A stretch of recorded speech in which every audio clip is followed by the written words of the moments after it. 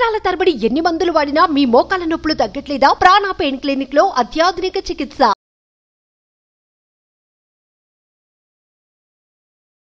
నమస్కారం డాక్టర్ శ్రీ ఆచార్య స్వామి గారు. So content start చేసే ముందు క్లాసెస్ ఎప్పుడు ఉంటుంది అంటే ప్రతి ఒక్కరు తెలుసుకోవాలనుకుంటున్నారు. ఎప్పుడెప్పుడు ఎక్కడెక్కడ ఉండే అవకాశం ఉంది? స్పెషల్ క్లాస్ ఏమైనా ఉందా? మే 28, 29, 30 ఉంటుంది. ఈ 3 రోజులు సెషన్స్ క్లాస్ గోవాలో ఉంటుంది. మే తర్వాత జూన్లో మనకు మళ్ళీ రెగ్యులర్ క్లాసెస్ ఉంటాయి. ఇప్పుడు మాత్రం ఏప్రిల్లో హైదరాబాద్ రెగ్యులర్ క్లాస్ ఉంది. ఎవ్రీ మంత్ రెగ్యులర్ క్లాస్ ఉంటుంది. మనకి 2nd జూన్ వచ్చి విజయవాడలో ఉంటుందండి. ఓకే. అలాగే 9th జూన్ వచ్చి అనంతపూర్లో ఉంటుంది. 23rd జూన్ వచ్చి వైజాగ్లో ఉంటుంది, విశాఖపట్నంలో. 30th జూన్ వచ్చి తిరుపతిలో ఉంటుంది. 7th జూలై మళ్ళీ రాజమండ్రిలో ఉంటుంది. ఈ విధంగా ఈ షెడ్యూల్లో తొందరగా మీరు ఎన్రోల్ చేసుకోండి. ఎందుకంటే సమ్మర్ కాబట్టి చాలా హెవీ రష్గా ఉంది. తొందరగా మీరు ఎన్రోల్ చేసుకుంటే ముందు సీట్లో కూర్చోవచ్చు. ఈ వీడియోలో ఏం చెప్తున్నారు? ఎట్లా అంటే జడత్వానికి కూడా ఒక చలనం అనేది ఉంటుంది. జడత్వానికి కూడా ఒక చలనం అనేది ఉంటుంది. అప్పుడు మనం కూర్చున్న కుర్చీ ఎప్పుడు ఇలాగ ఇక్కడే ఉండదు, దాంట్లో కదలిక లేదు. కానీ మన ఆలోచన ఊహ దాన్ని కదిలిస్తుంది. అర్థమైంది? లేకపోతే అది అలాగే ఉంటుంది.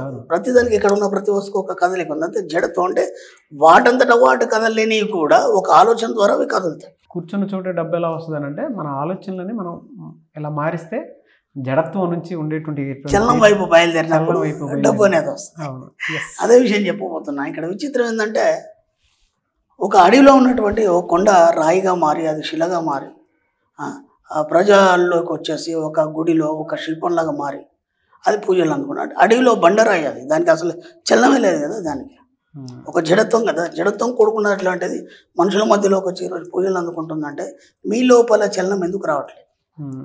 అర్థమవుతుంది? ఒక బండరాయిలో చలనం వచ్చింది. అసలు అడవిలో ఉన్న బండరాయికి ఎవడు అసలు ఆలోచన కూడా లేదు, కానీ దానికి చలనం వచ్చింది. ఎలా వచ్చింది? సామూహిక ఆలోచనల ఫలితాల ఏదైతుందో దానివల్ల చలనం వచ్చి అక్కడ నుంచి ఆ బండరాయి కట్టి శిల్పంగా మారి ఇవాళ అయోధ్య రాముడు ఎంత బాగున్నాడు, అవునా కదా? ఎంతమందిని మార్చాడు? కొన్ని వేల లక్షల మంది యొక్క మనసుల్ని ద్రవింపజేసింది ఆ శిల, అవునా కదా? ఒకప్పుడు అది ఎక్కడ ఉంది? అది కథల్ని స్తంభించిపోయినటువంటి చలనం లేని ఒక స్థితిలో ఉంది కదా. కాబట్టి అలాంటి వాటిగా చలనం వచ్చినప్పుడు మీ లోపల చలనం ఎందుకు వస్తుంది అంటే మీ జీవితాన్ని కొత్తగా మార్చుకోవడానికి. దీనికి రామాయణంలో ఒక చిన్న కథ చెప్తాను. మనకి రాముడు హే సీత హే సీత అని చెప్పేసి అడవిలో అంతా తిరుగుతున్నాడు. చెట్లని పుట్టల్ని రాళ్ళని పట్టుకొని తిరుగుతున్నాడు. తిరుగుతుంటే శివుడు పార్వతి ఇద్దరు చూశారు. ఓకేనా?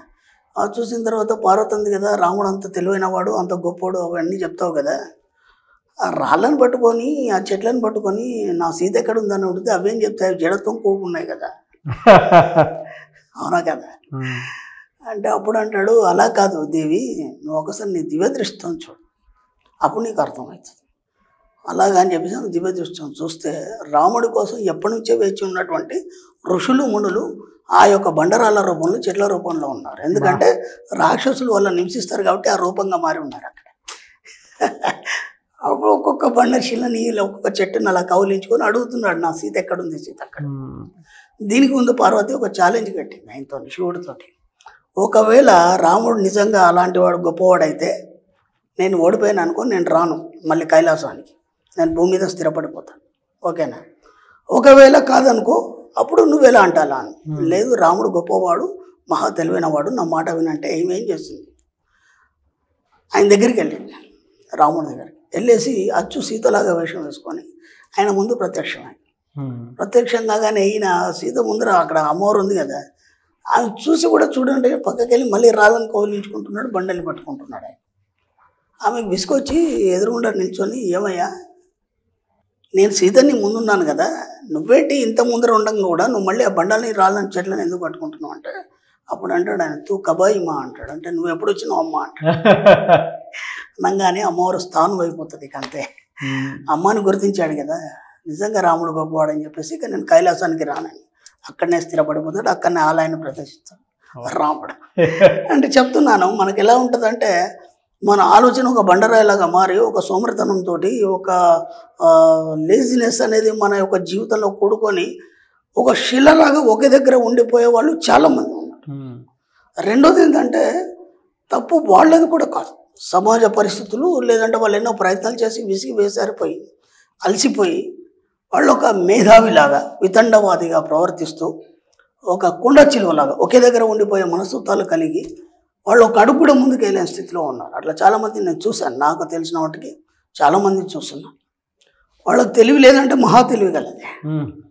అలాగని చెప్పేసి దాన్ని ఎక్కడైనా ఉపయోగిస్తారంటే వాళ్ళకి ఏది మనం కదిలించినా ఒక వేదాంతాన్ని మాట్లాడుతుంటారు, లేదంటే ఒక తర్కాన్ని చేస్తుంటారు తప్ప ఇది సరి అయింది, ఇది ఖచ్చితంగా ఇలా అవుతుంది అని మాత్రం వాళ్ళు ఎవరికి చెప్పరు, వాళ్ళు ప్రయత్నించారు.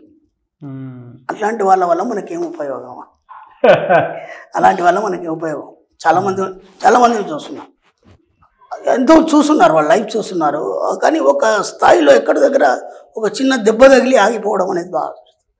అలా ఎందుకు జరుగుతుంది? దాని నుంచి మీరు ఎలా బయటపడాలి? ఎందుకంటే నా దగ్గరకు చాలామంది వస్తారు కదా, అన్నీ చేస్తున్నాం సార్, వ్యాపారాలు ఏముంది సార్, దేంట్లో ఏం లేదు, అంత అయిపోయింది, ఆ పలానా ఫ్యాక్టరీ ఉంది అది పోయింది, ఆ తర్వాత మళ్ళీ ఏదో బిజినెస్ అనుకున్నాం, మా తమ్ముడంతా ముంచేస్తాడు, లేదంటే మా స్నేహితులంతా ఇలా చేయించేశారు, ఇక దాని మీద విసుగొచ్చేసింది సార్, నేనేం చేయాలి, ఏం చేయదలుచుకోలేదు, సైలెంట్గా ఉండదలుచుకున్నాను. మరి ఎలా ఉన్నాయి సార్, ఉన్నదాంతో నడిచిపోతుంది. అలా కాదు కదా, మనం తింటున్న కూడా కొండలు కూడా కరిగిపోతాయి కదా. నీ నెక్స్ట్ జనరేషన్కి అయితే నువ్వేందనేది చూపించాలి కదా. అవును. ఆ నిస్సహాయ స్థితిలో మీరు ఎందుకు ఉండిపోతారు? ఒక కొండకు కూడా చలనం ఉంది, ఒక బండకు కూడా చలనం ఉంది, మీరు ఎందుకు ఉండిపోతారు? ఒక్కసారి మీరు ప్రయత్నించండి మళ్ళీ. ఎందుకంటే అప్పుడు మీకు పరిస్థితులు సహకరించక మీరు ఎలా తయారైపోయినారు. నేను కాదన్నా, తప్పు మీది కాదు, సమాజ పరిస్థితులు కావచ్చు, లేదంటే బయట మార్కెట్ కావచ్చు, ఏదైనా కావచ్చు, మిమ్మల్ని కుంగదీసి కృషింపజేసి అలా కూర్చోబెట్టింది. అప్పటికిప్పటికి జనరేషన్లో మార్పు వచ్చింది. ఒక 10 సంవత్సరాలు అయింది, మీరు అలా ఉండిపోయినారు. ఒక 10 సంవత్సరాలు అయింది, జనరేషన్లో మార్పు వచ్చింది. అలాగే వ్యాపారాల్లో మార్పు వచ్చింది, ఎంతో ఆధునిక యుగం వచ్చింది. చిన్న చిన్న పిల్లలు కూడా చాలా యాక్టివ్గా ఉంటున్నారు.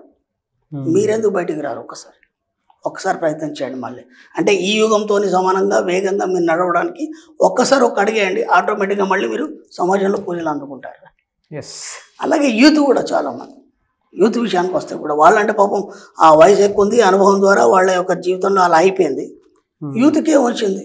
ఎప్పుడు మనకి వాట్సాప్లో, యూట్యూబ్లో, ఇవి దాంట్లో కొందరు పిల్లలు ఉన్నారు, నేను కాదనటం లేదు, వాటి వల్ల వ్యాపారాలు చేస్తూ బాగా సంపాదిస్తున్నారు.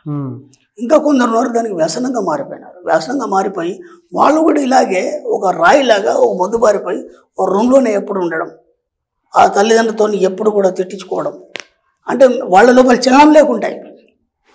కాబట్టి ఒక్కసారి చలనం అనేది మీ లోపల కలిగితే, ఒక్కసారి ప్రయత్నం అనేది జరిగితే, ఎందుకంటే బయట వెలుతురు ఎలా ఉందో మీకు తెలియదు, చాలా రోజులు అయింది ఆ రూమ్లో ఉంటే, ఒకసారి బయటకు వచ్చి ఆ వెలుతురుని చూడండి, ఆ యొక్క వెలుతురు యొక్క వేడిని అనుభవించండి, అప్పుడు మీ లోపల చలనం అనేది స్టార్ట్ అవుతుంది.